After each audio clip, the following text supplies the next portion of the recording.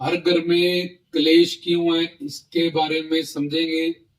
क्योंकि ये त्रिगुणात्मक संसार जो माया के 3 गुणों से बना है, रज तम सत गुणों से। इसीलिए इस घर में एक माँ के 3 बच्चे हैं, तो सबका अलग अलग उसके संस्कारों से इंटरेस्ट और रुचि और टेस्ट और उसकी सोच अलग अलग होती है। जैसे किसी का थंब प्रिंट भी किसी के साथ नहीं मिलता, तो सोच क्या मिलेगी। लेकिन हम सोचते हैं कि हर कोई हमारे सोच के हिसाब से चले, हमारे सोच के हिसाब से रिस्पॉन्स करे। हम घर परिवार रिश्तेदार फैमिलियों से बच्चों से बहुत कुछ एक्सपेक्ट करते हैं। ऐसे वो भी हमसे बहुत कुछ एक्सपेक्ट करते हैं।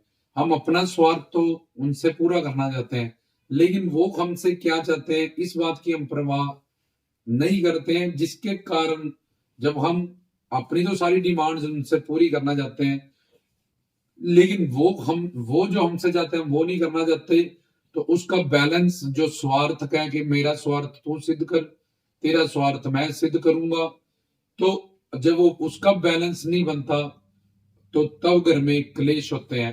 पहला कारण तो ये कि एक बंदा अपना ही सिर्फ स्वार्थ पूरा करना चाहता है, वो उसका स्वार्थ अपने प्रति जो है उसको पूरा नहीं करना चाहता या नहीं करता। इसलिए उसका स्वार्थ नष्ट होने के कारण वो तुमसे उदासीन हो जाता है या तुम्हारे उलट हो जाता है। तो एक ये बात, और दूसरी बात, कोई रज गुण से है, वो कोठी कारों पैसे दौलत के लिए पागल है, कोई भजन कीर्तन सत्संग के लिए पागल है, और तीसरा कोई मीठ शराब मंडे निंदे चुगली आलस से सुस्ती इसमें पड़ा हुआ है। तो अब कभी कभी उनका मैच होता है संस्कार किसी किसी घर में मियां बीवी से या बच्चों से, तो फिर हम कह सकते हैं कि अब क्लेश नहीं होगा, दोनों भजन कीर्तन सत्संग वाले हैं, ये बहुत बढ़िया हो गया। लेकिन तब भी क्लेश होगा, क्योंकि अगर दोनों में सात्विक गुण है, किसी में गुण ज्यादा है, तो बीवी कहेगी मैंने गुरु जी के पास 4 घंटे रहना सुनना है कीर्तन, और मियाँ कहेगा 1 घंटा हो गया चल भगवान अब घर परिवार संसार भी देखना है। तो इस बात से वो लड़ जाएंगे, क्योंकि एक में गुण जा रहा है, एक सारा रात कीर्तन भजन सत्संग सुनना जाता है कि नीचे सत्संग हो गया, ऊपर भी प्रवचन हो रहा है, चलो वो भी सुन के जाएंगे, लंगर में भी सेवा कर लेते हैं। तो वो उतनी देर तक उसमें सात्विक गुण तो है, लेकिन वॉल्यूम मैच नहीं हो रहा, तो वहां भी क्लेश होगा। दोनों में राजस गुण है कि 1 लाख हो जाए, तो पति ने कहा ले अब 1 लाख हो गए ना पापा, 1 लाख से क्या होता है, उसके पास तो 10 लाख है, उसके पास तो वो गाड़ी खड़ी है, मुझे नहीं पता, मुझे वो गाड़ी चाहिए। तो फिर लड़ जाएंगे वो, आप मेरे लिए ये रिंग लेके आए हो गोल्ड की, उसके पास डायमंड की है, मेरी सहेली के पास सोलेटर की है, फिर लड़ जाएंगे। दोनों में राजस गुण है, दोनों में तामस गुण है, निंदा चुगली मीठ शराब अंडे झूठ निंदा। तो इसमें भी किसी का गुण ज्यादा है, वो चुगलियां करता जा रहा बैठा, और सुना और सुना, बोले मैं थक गया हूं यार किन्ना सुनाई जाऊं, जब वो बोलेगा मुझे और खाना है ये चीज तामस आहार, बोलेगा बस यार लिमिट में खाओ ये वो। तो हर चीज में जहां तुम्हारा गुण संस्कार मिल भी रहा है, वहां भी उसका वॉल्यूम और परसेंटेज के लेवल में फर्क होने से क्लेश होगा।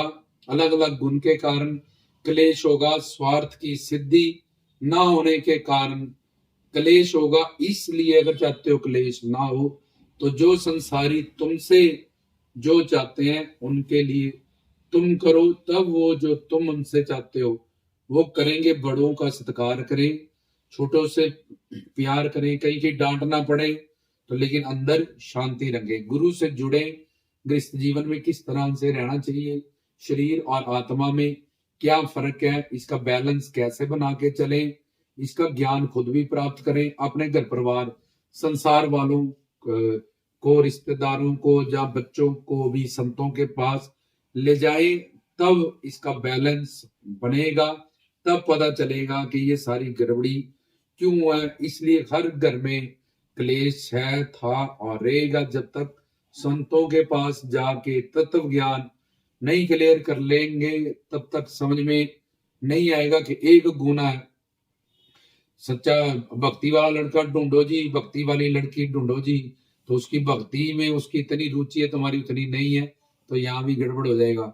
नहीं, मुझे तो सोशल लड़की चाहिए जो घर परिवार कोठी है इसमें हो जाए, तो परिवार में ट्रस्ट ओवर जितना तुम चाहते हो उतना नहीं है उसका, तो तुम्हारी फैमिली से ज्यादा मायके, तब भी हर जगह गड़बड़ ही गड़बड़ है। इसलिए गुरु के पास जाएं, संतों के पास जाएं, घर परिवार संसार में जो अपना धर्म कर्तव्य है, बड़ों का सत्कार करें, क्योंकि उनका एक एक्सपीरियंस होता है और जिसको वो लेके चलते हैं। वो आज की जनरेशन गैप है, वो इस बात को नहीं समझते।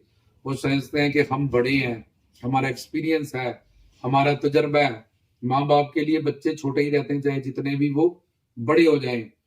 तो वो अपना एक्सपीरियंस या अपनी जो जिंदगी उन्होंने बताई है अपने माहौल और अपने उस हिसाब से, इसलिए उनको जी के आप उनकी सुन लें और फिर आपको पता है क्या अच्छा है क्या बुरा है, वो बात की बात है।